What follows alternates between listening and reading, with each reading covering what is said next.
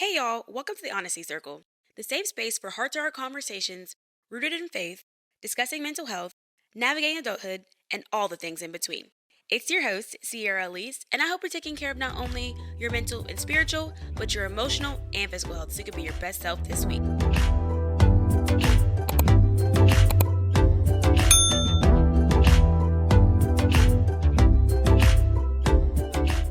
Hey y'all, welcome back to another episode of the Honesty Circle. It's your host, Sierra Elise.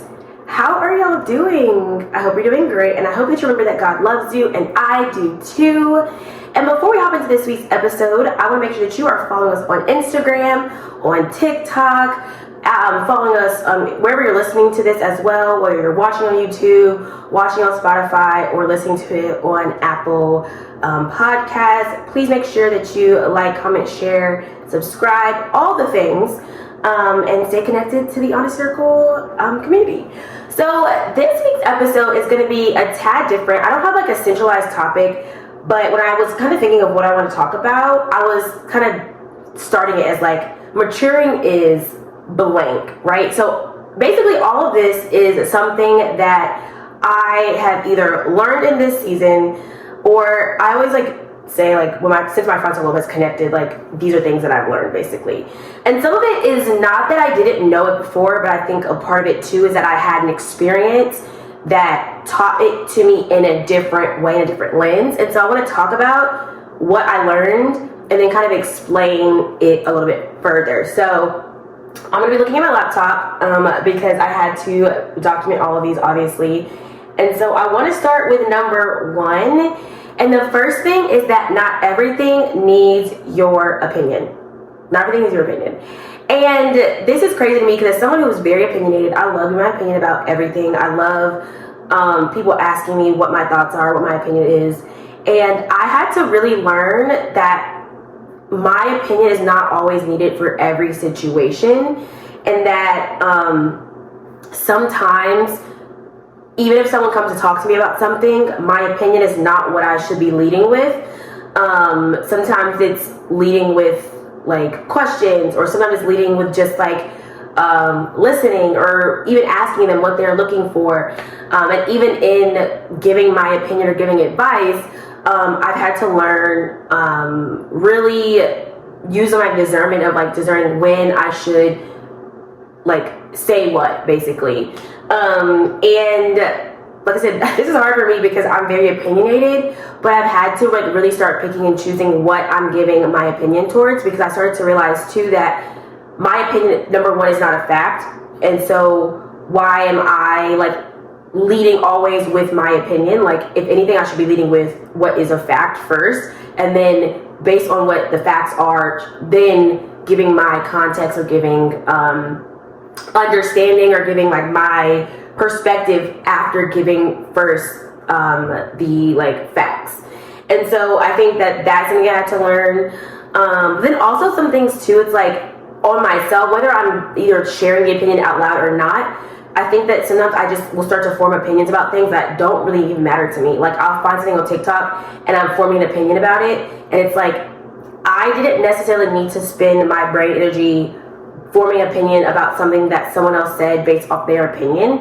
And I realized like how I guess kind of slightly detrimental it is, because forming an opinion off an opinion is not always helpful when I should most times like do research, whether it's something that is like biblically, like looking at the Bible, figuring out what the truth is, or something that is just like common knowledge in general, like go to the sources that are factual and like let that be what is forming my opinion. And so I think that is something else that I've had to like really shift my like understanding, perspective, and like something I'm learning basically. Another one is knowing time and place for conversations. So this kind of connects to my opinion, but one thing about me is that I'm quick to say what I want when I want to say it. Like, and that's kind of always how I've been. And I've really had to learn that just because I'm feeling something in this moment doesn't mean I need to have a conversation about it. Likely because I either need to take time to like digest my own thoughts, to unpack my own thoughts, figure it out, understand And then number two, maybe this is not the setting for this said conversation. And I think utilizing that even more has helped me, say if it's a situation like, or something at work, like because I have work friends, right? Like not all conversations that I want to have are going to be happening at work because y'all are my friends. I've had to like really learn of like, okay, sometimes this is not a time for this conversation, or also knowing like who's around, like what do I want to say with who's around me, and just because like a close friend's here, there might be someone else who's not a close friend here. And that sounds like very simple, but I'm the type of person who I don't really care. Like I'll say what I want to say regardless, but I've had to like really be intentional of like what I'm saying, when am I saying what I'm saying, because not that what I'm saying is like detrimental to somebody else or whatever, like it's not like gossiping and stuff like that, but like there's just some knowledge about myself that not everyone needs to hear, and I think I was oftentimes pretty careless with that. And so knowing when to like have certain conversations with people, when they're in this space to have the conversation, when I'm in space to have the conversation, like what are the external factors outside of just my internal feelings. And I think that that's something that I had to take in consideration, because I would say pretty self-centered or selfish when it came to like having conversations. It's like, I'm feeling in the moment, so I want to talk about it right now. And what? So like kind of letting that go is something that I've learned and working through. Another thing is, that's just who I am is not an excuse for detrimental or harmful behavior. And you have to be accountable for your actions when they're even if they're harmful to someone else, even if that's not what you intended it for them to be. And I think like as I've gotten older, I've heard like that's just who I am, that's just how I am as an excuse so much. And I've always known that that's not an excuse, because I've always tried to like, better myself. Like there's certain things that are character traits that are like who I am, right? Like I'm a loud person, I'm outgoing, but just because I'm loud doesn't mean I need to be loud everywhere, right? Like, oh, that's just who I am. Like, oh, you're loud. Like, no, like maybe in a situation I need to whisper. And I've realized, and like as I've gotten older and experiencing older people too, that have let that be something that is hindering them from continually growing, is something that really jumped out to me, I would say, in this year. And I have like decided that like that's not what I'm going to like utilize for myself. I don't want to just keep saying like that's just who I am and let that be what it's going to be, because we are humans and we're able to like grow and change as we get like new information. And so like let that be like what I do, instead of just saying, oh, this is who I am, I'm just stuck in my own ways. Like I don't want to be someone that my grandkids like, oh, that's just how granny is, like, which actually by that age I probably just will be how I am. But I hope that it's something that's like positive and not something that's like a nuisance or negative or harmful to somebody else. I think that's the main thing. Like when it's harming someone else, like that's just like when you have to like really cross the line, or like really evaluate yourself. And I think that's how to evaluate that for me, of like how reactive I am. And I talk about that later, but like how reactive I am, like that's harmful for the people that I love. And so I had to really like look in the mirror and be like, Sierra, is that who you want to be? Like, yes, you're reactive, and yes, like it's okay that you're reactive, but how I choose to act out of that reaction is like, if it's harming somebody like that I love and that I care about, like I don't want that to happen. And so I've had to, and I'm still working on that, like that's still a work in progress for sure, but it's something that I'm very intentional in more now than I have been before. Okay, so another one is, I can't translate into that reaction. It's like if it's harming. Oh my gosh, Siri on the computer is going crazy. You can even say the words now with like my new update. But anyways, the next one is realizing that enough is enough. And this connects to the next one about discipline. But like enough is enough. Like I think I had to like really like, when enough is enough, like it is enough. And I know that sounds crazy to say, but like it doesn't always have to get to that point of going past enough or going like just completely left for it to like make you change your actions. Like I really have to realize enough is enough. Like I don't have to like, and for everything, for like how people are treating me, how I'm treating other people, how I want to move in this world, what I'm accepting from other people. Like there's certain things that like I just have to have a standard, have to have a boundary, and like that's the boundary, and that's that. And like there is no moving that, there is no shifting that. This is what it is, and like that's what it is. For like connecting to discipline in one area will help your discipline in all areas. And I think that a lot of times we as people will try to like get discipline in all areas at the exact same time and like let that be it. And that's how you burn out. That's how you stop every single habit that you're trying to like do. You really have to focus on your discipline in one area and watch it trickle over into everything.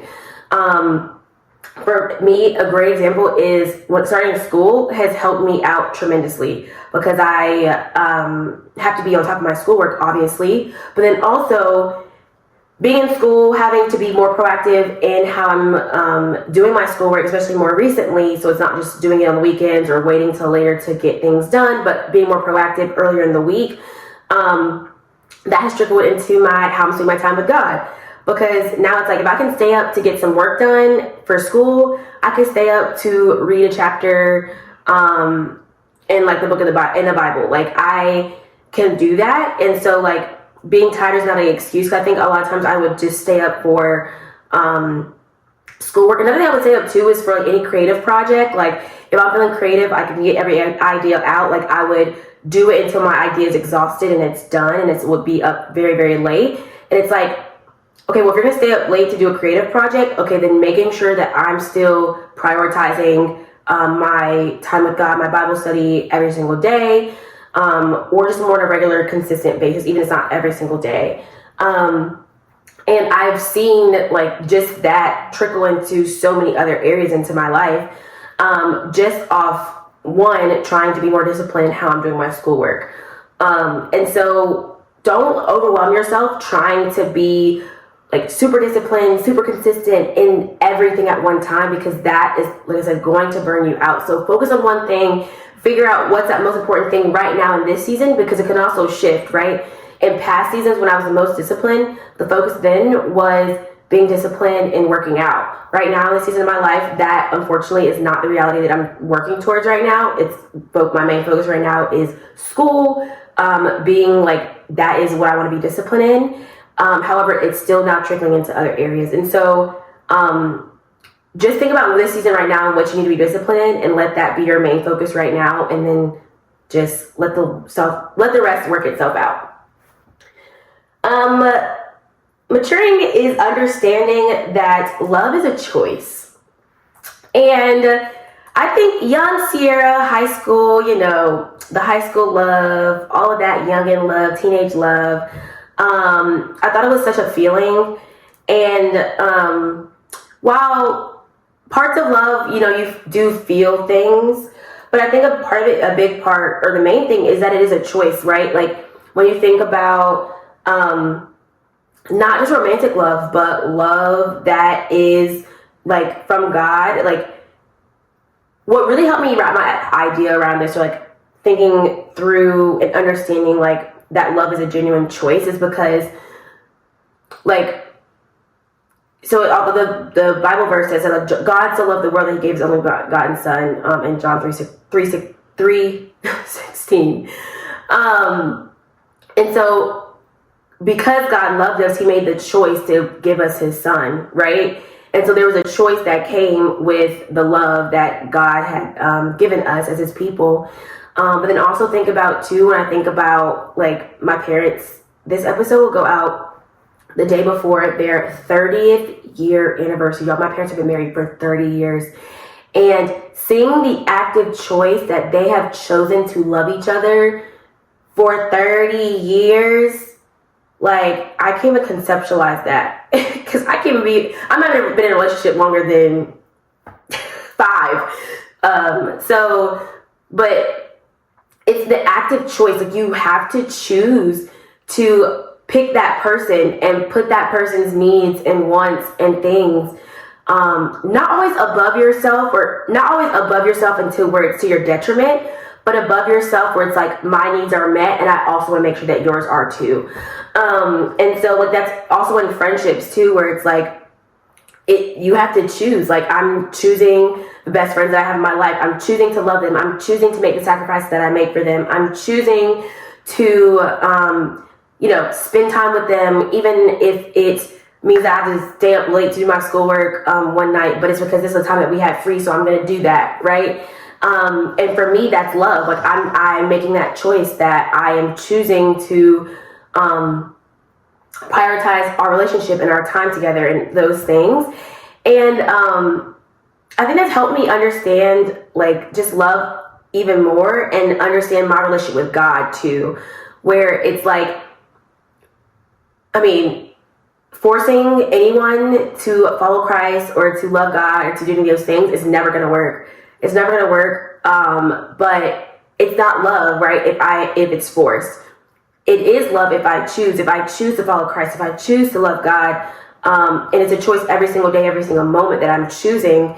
And that has I feel like that has strengthened my relationship with God, because I'm realizing how much I have to choose, and it just can't be something that is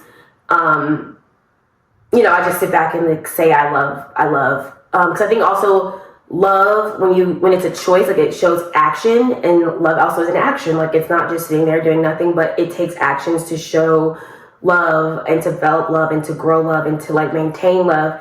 And so understanding that too has continuously also allowed me to develop my relationship with God, because I'm realizing my part that I have to play in that love that God has. God is going to love me regardless. God loves me, but to show my love back.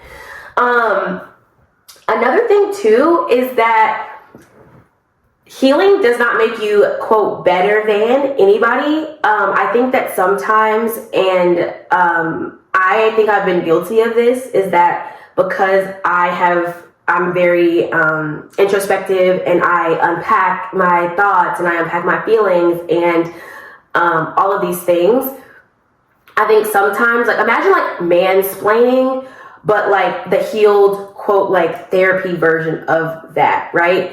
Where it's to someone who is still doing the work, who is still in the process of learning themselves and developing and growing and all of those things. I think sometimes when someone is has been where that person has been, you can speak to them in a way that you're looking down on them. And I think that's something that I have done sometimes, where it's I'm giving advice and it's girl, come on, been there, done that. And not I say like that, but there's that kind of judgment element, or that kind of not fully validating where they are and where their understanding is, and kind of helping them in that aspect. And so I think that I've had to learn to reel in my own personal work that I've done at times to meet people where they are, and show up for them the way that they need to be shown up for, and not just bringing all that I've learned and well, this is my advice because I've done that and I've been through this before, so you should listen to my advice and blah blah blah. And so I think that's something that I've learned, and it's been fun to learn that, because I think it's also helped me grow even more, because I'm now putting myself in their shoes to be able to the secondhand learning that happens, because they might have a different perspective and a different way of going about it that I did not. And so it's allowed me to take tidbits and learn from that too. So I think that sometimes people who have been to therapy and all of that have come from a superior space, and it's you're not superior, I'm not superior, you're just have been to therapy, and so let's down a little bit and bring yourself back to earth. Another one too is allowing myself the opportunity to take in new information, and knowing I'm allowed to shift my perspective based on that new information. My mom always says, you did what you did, you made the decision that you made with the information that you had then. And so the only way I will make a new decision is I get new information, new knowledge, new experiences, new perspectives, new all of these things. And so letting those new things, letting that new information, letting that change my perspective, because just because I had a perspective previously doesn't mean it has to be the only perspective that I keep for the rest of my life. Like, take in what you're experiencing and what I'm experiencing, and like really allow yourself to shift and change, because like things don't change us. It's how we reflect on the things that allows us to also change and grow and to like shift your perspective. So I think that is something that I have learned.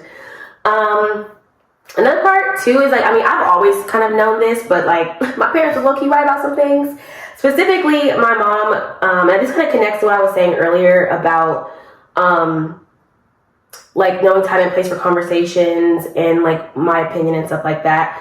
And I talked about how I'm pretty reactive. My mom always would say like, you know, you can't control what people say about you, but you can control how you respond. And I don't think I ever really like took that in and like, no, Sierra, you control how you respond. Like, someone else's, what they say is not like an excuse for how you respond. And I think that like, it's not always about like the negative, like, oh, you know, they call you a bad name, it's what you respond to. It's not just that, but it's like, I control my response. And so I don't have to respond that same way continuously. Like, get yourself together, girl. It's how I feel about myself. But that is something that my mom has always said. And so I guess she was kind of right about that one. Another one is learning what relationships are worth investing and sacrificing for. Because I think that as we grow, I talk about this in like different episodes about community and friendship and stuff like that. Friendships and relationships, they take effort, they take investing your time, they take sacrifice, and doing that helps you have a better bond, a better relationship with that person, whether it's romantically, platonically, familially, whatever, all the leads. And I think I've learned like which ones are the ones I want to develop or I want to invest my time in. I'm making sacrifices for. And it has been nice to pour into relationships that are also pouring back into you, and not just like, you know, being the one that is like always keeping the friendship going or keeping the relationship going, but it's a mutual thing. And so as I've gotten older and I've learned, and this year specifically has really shown me like who are my people and like who do I need to keep, and making sure I do what I have to do to keep them. Like, I don't want to do things that are, you know, gonna cause me to lose them, but I want to keep them. So like, keep them, and I'm gonna invest in them. Another one is sometimes you don't get instant peace by making a decision that's right for you. I'm gonna say that again. Sometimes you do not get instant peace for making a decision that's right for you. I think sometimes I always worked in a place of like, you know, this is bringing me peace. And not everything is gonna bring me immediate peace, even if it's the right decision. And that's a hard pill to swallow. But I think it's because we're so used to instant gratification, and that sometimes the peace is going to be that long-term peace. Sometimes that peace is going to be something that you are not feeling right now, but give it a week and you're going to feel a different level of peace. Maybe give it a month, you're going to get a different level of peace. But just because you don't have the peace right when you make that decision does not mean that you need to, that was a bad decision. Because it likely could have been right. It just takes some time for the peace to come, because instant gratification is not going to always come. So that's something that I've also learned this season. The second to last one is that just because I unpack my feelings and acknowledge my feelings doesn't mean I have to act on them. I think that I typically act off my feelings a lot, and it leads to a lot of emotional decisions and a lot of instantaneous, I guess, decisions and thoughts. But taking that time to acknowledge my feelings and unpack them, sometimes I just need to like not actually act. Sometimes it just needs to be like I'm acknowledging, I felt, I feel, and we're going to let that be what it's going to be. And we're going to move forward after I felt what I feel. So that's that.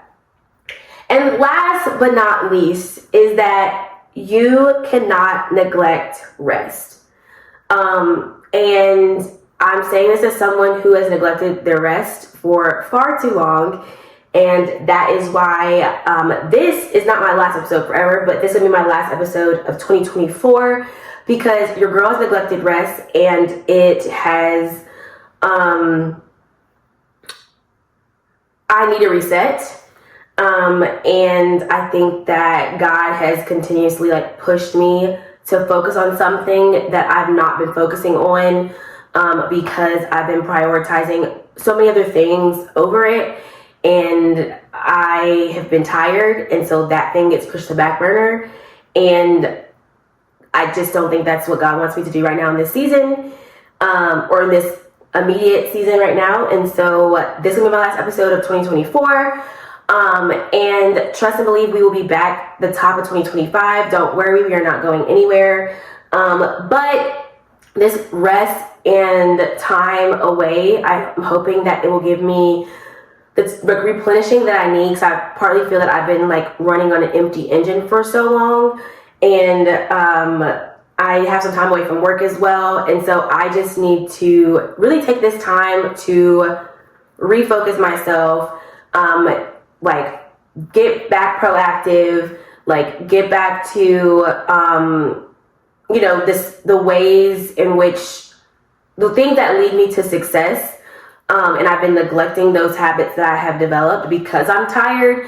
And so I am prioritizing my rest that I've been neglecting for so long. And so that is maturing. And so that's it for this week's episode. And C's 2 cents this week is to really reflect on this year. Reflect on all that has come this year. While the year is not over, it doesn't mean that you can't take the time to reflect.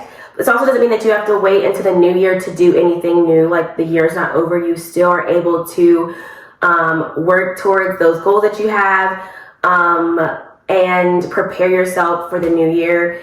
And so I love you guys. Y'all can take my advice or not. That's just my 2 cents.